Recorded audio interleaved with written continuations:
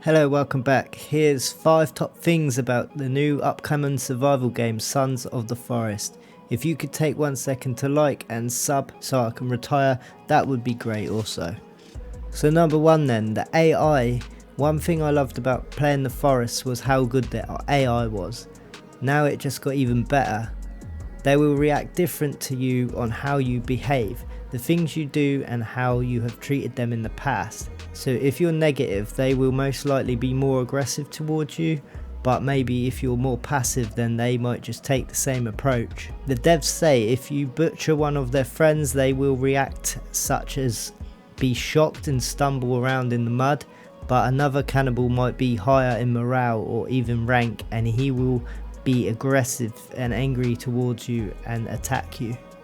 So they will have different stats like how they feel and how they are scared or maybe more aggressive, but also can be more religious and or a higher rank or even more dedicated to that particular tribe, making them react different to each and every encounter, making the game's playability just off the scale. They will also get tired during these fisticuffs, so if it's a long fight they might just be crouched behind a bush.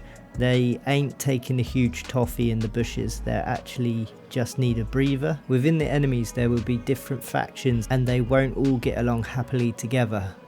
So they say if you're fighting a group of cannibals and another faction called the Muddies turn up, the cannibals will actually fight the Muddies because they don't want them in their area. They also mention others like the Creepies, they are cave dwellers, and others like the villager types too. And if you were to kill, say, a villager type enemy, the creepies will then start showing up more.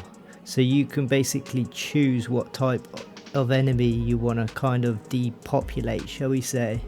Also, if you're getting pretty heavy handed, like killing a lot of them, they will adapt and start to wear more armor as they show up.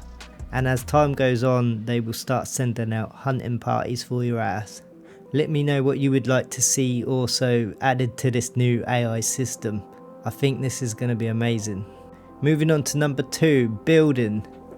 With the new building system, this might just set the bar for new survival building games now. So no more building ghost objects to start you off now. Now in Sons of the Forest you will literally just pick up a log and then place it down wherever you want.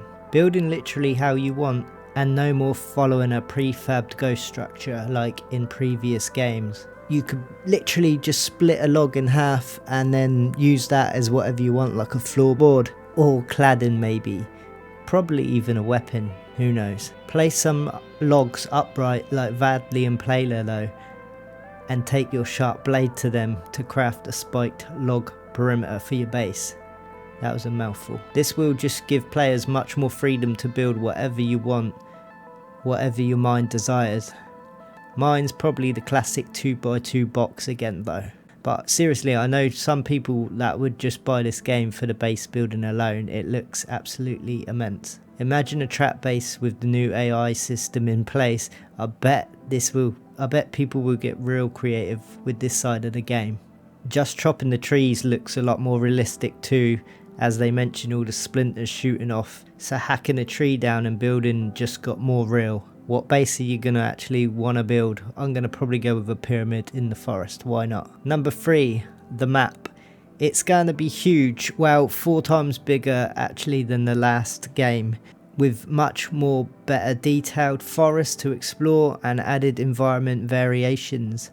So you might get a nice flat area to build a more bigger base, or more detailed dense part of the woods for a more secluded spot. There will be tons more variations of different trees, plants and foliage. They say in the previous game there was like 40,000 odd sort of trees and plants, now it's more like 2 million. That is just insane. So they're really going to bring this game to life. There's going to be better looking rivers you can actually use to transport logs downstream. Bigger cave networks, more scary and detailed, no doubt. So they basically all the rivers, lakes and ponds even will look a lot more realistic and bring all the different wildlife to them. Visually, this game is going to look insane. Number 4, weather affects the gameplay with seasons. Dynamic weather changes, not only do they look good on the eye, but I'm sure you can use the snow to see who or what's gone where. Maybe for hunting or fleeing something more serious. In winter months, food sources deplete like berries. The bushes will have far less berries to harvest, or none at all during the winter. So you may have to turn up the hunting for rabbits or deer, or the animals might just go dormant and be harder to find also in winter. On top of that, water sources like a lake will freeze over, so not only will you have to look further for water, but also there won't be any fish to gather too. So you definitely need a backup plan for winter in this game. I imagine the clothing will have to be ramped up too in the winter, but on the flip side, you're going to have to look forward to spring, as you will notice the forest coming back to life and all those animals coming back out to play. I imagine all the foliage just comes out in the summer as well, and it just becomes more vibrant, completely changing the game as time goes on. Number 5, friendly NPC characters. So there will be at least a few of these friendly NPC characters in game to help you out a bunch along your way.